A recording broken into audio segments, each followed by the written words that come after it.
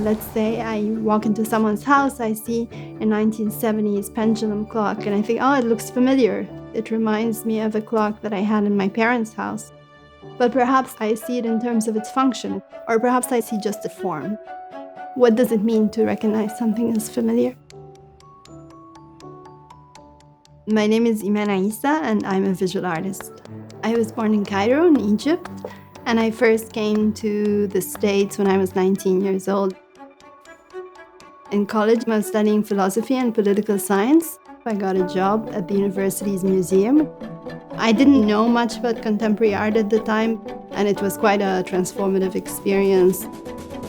A lot of the concerns, a lot of the questions I had, which I felt I couldn't necessarily tackle with all the nuances and complexities, all of a sudden I felt like I had encountered a field where I could do that.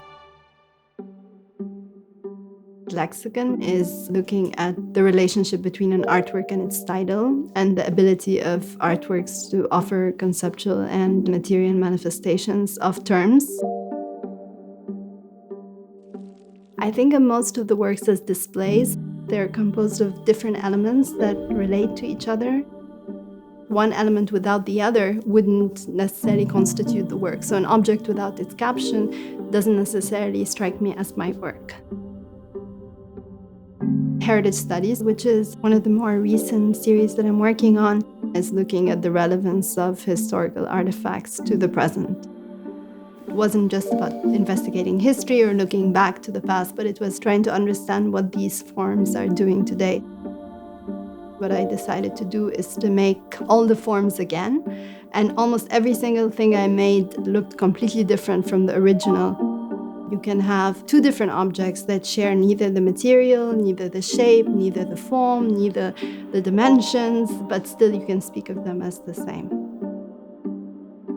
I do work in museum spaces or gallery spaces, sometimes in public space, sometimes it's through a text, through a book, through a lecture. And it's clear to me that every one of these things has a particular framework in which I'm working, and that framework is part and parcel of the work. Heritage Studies number 10 was actually shown in two different spaces at the same time in New York City. One was at the Guggenheim Museum. The same piece was shown on the High Line. And it was interesting for me to see how the same work changed when it was shown in these two different spaces.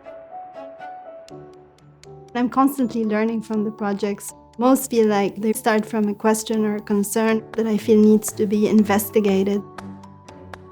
There is something about working in this way which might mean that your practice can change, your forms can change, maybe even your methods. I hope that all of the things I make are because they need to be made in order to figure something out.